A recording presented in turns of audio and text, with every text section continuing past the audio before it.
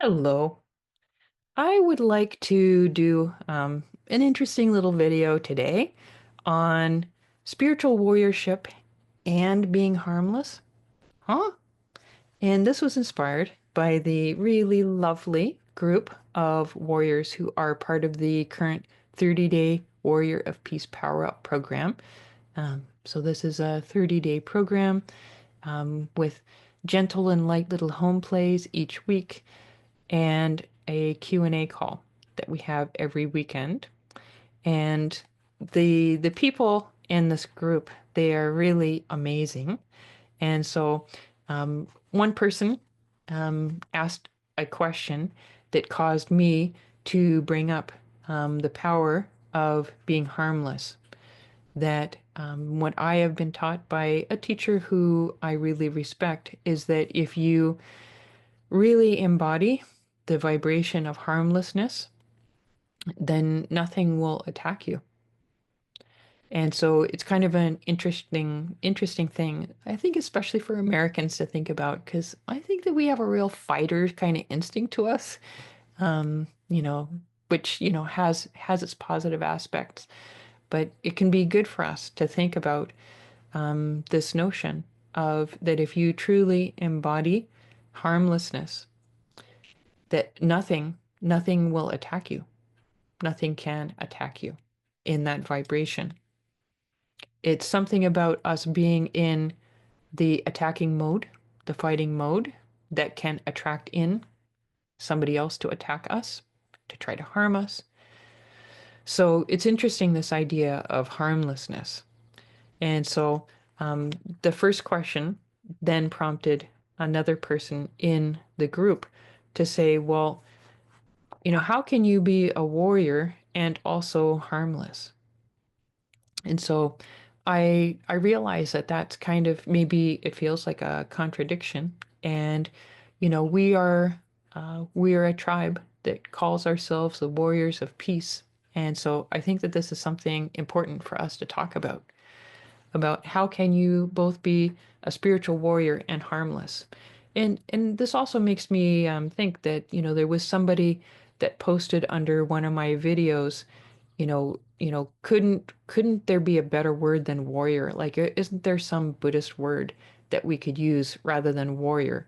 And I had responded to the woman that actually warrior is a Buddhist word. In Tibetan, there's the word pawo, and, sometimes that's translated as hero, but it's often translated as warrior. And it's not going to work for us to be, the um, sort of like, the peace. Like, that's not going to, sort of being, I'm putting my fingers, if people are putting them in some kind of mudra, peace. Maybe, saying it in the angelic tone, peace. I'm not sure that that is going to do what needs to be done at this point in the United States. I think that it's going to take something beyond that. And part of that is our being able to face the horrors, which takes courage, and also to be able to be fully present with our own resources and our gifts and our abilities, our skills and our intelligence, to be able to be present with all of that within us as we are facing the horrors, so that we can then start to feel into how we can draw upon our resources to address what is happening out there. So it's like, it's kind of like, we can see it as sort of these phases of, um, you know, there are these horrors, these things that horrify us that are happening out there, things that we cannot believe are happening, and needing to come into a place where we can actually face that. We can get beyond the repulsion of, I mean, in some ways, if you're in that place of, I just can't believe what is going on out here. I never thought this could happen. In a way, that's kind of a way of dissociating. It's a way of exiting. And so, warriorship, part of it is about having the strength and the courage to actually be present and to face what is going on.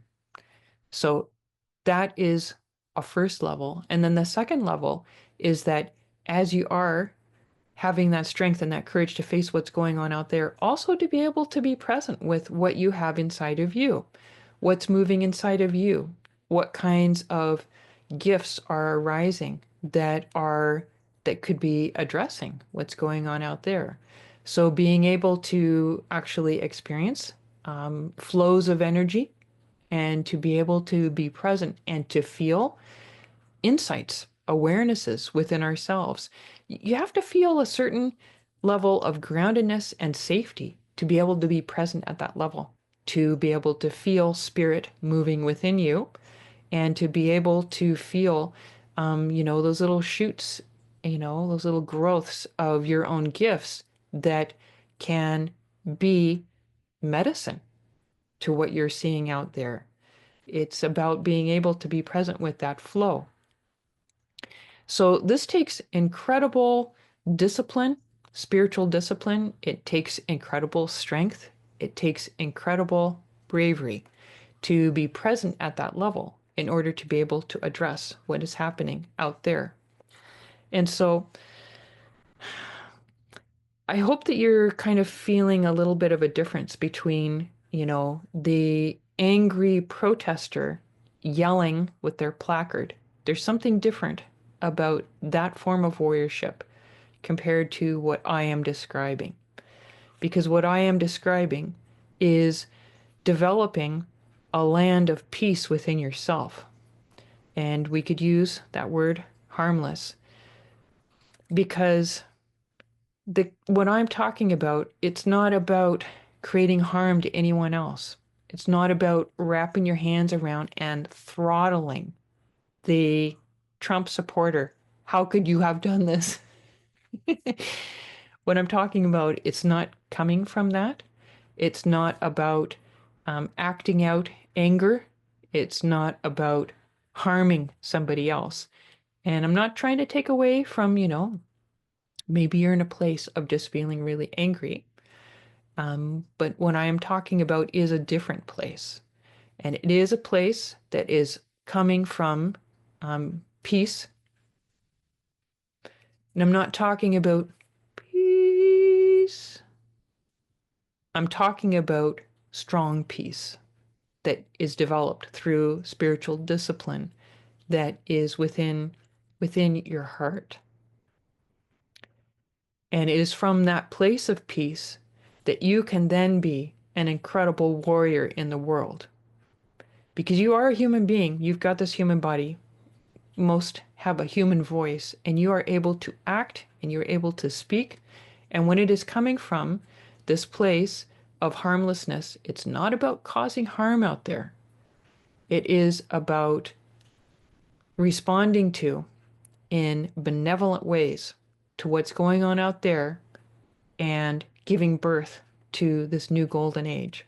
A new golden age where people are honest with each other and people are loving with each other and people are able to enjoy their lives.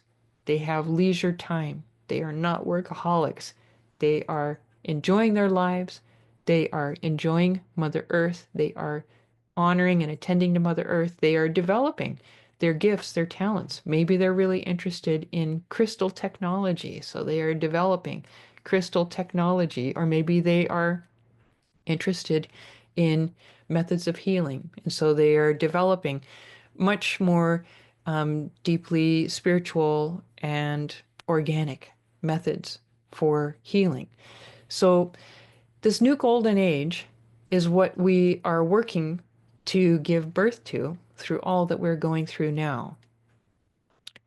And it's not going to be created. That kind of vision is not going to be created by, locking horns with the Trump supporters, anger to anger. And it's like, let's see who can punch the other the hardest.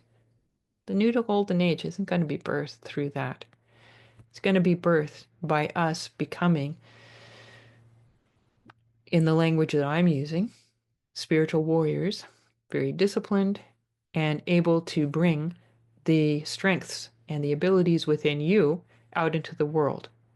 And so the last thing that I'll leave you with is that in our Q&A call on Sunday, I was bringing up about, all that there are a number of Buddhist deities, and including our beloved Saramanju, who is holding a sword, a raised up sword. And that sword is not raised up from, like if Trump was raising a sword, he would be saying, to the reporter, you say that, I'm going to cut off your head. That's a Trump style of raising a sword. And that is very different than the warrior of peace raising a sword. It is a symbol of the deity or the warrior's empowerment, that they're not going to be taking things lying down. You do need to listen. And, by having an upraised sword, and in this case with Saramanju, it's the sword of Sherab or Prajna, or in English, discriminating awareness wisdom, like real insight. It's the sword of insight. By raising up your sword of insight, you are proclaiming your your empowerment. You're proclaiming your ability to see things clearly. You're proclaiming it, and it is powerful. And it might be seen as threatening to somebody who wants things to be glossed over, who wants things to be, cloudy. It might be very threatening to see you raising your sword of insight. So there is this sense of warriorship and saying, I know what I know, but it's not coming from an aggressive place. It's not coming from, I'm going to chop off your head. But it might be coming from a place of, I'm going to poke some holes in your balloon, but it's going to be done with extreme gentleness. Um, I didn't even bring this up in the call, but it had occurred to me in the call on Sunday. But in like some Tibetan Buddhist practices, when they are dispelling sort of like, harm doers who they do not want to be in the environment, they do the threatening mudra and they throw mustard seeds. And mustard seeds are selected for this because they are the smallest seed. And so the idea here is that you can be very wrathful and threatening, and all that's required is throwing the very smallest seed to say, you need to go now. And just throwing very small seeds. So, when I'm suggesting that you might be taking your sword of insight and poking little holes in balloons of people's misconceptions, you're not slashing your sword through their balloon. You might be just poking a gentle little hole that might begin to release a little bit of air. So it would just be a tiny little pinprick with just a little tip of your sword. So it's really not about coming from an aggressive place. So, just tying in the teachings of this other teacher who's not Buddhist, Diana Cooper, if I were to name her for those who know her, when she has taught about harmlessness, it is an energetic vibration that aggression doesn't even see, because like it's not speaking the language of aggression. It's about being harmless. And what my aspiration for the Warriors of Peace is that you are coming from a place that is not about destroying people. It is coming from a place of fierce compassion, fierce benevolence, and that it's really not about harming or coming from sort of a rageful, aggressive place. If you're coming from anger, it needs to be enlightened anger. And that is a pretty advanced skill that I don't know that everybody has. So I think it's good to stick within your skill level and to remember that what we're creating is the new golden age, and it needs to be created in that energy, which is about love and goodness and also fierce protection, which I think any of us that's a parent knows what fierce protection feels like and looks like. And it's not about killing others.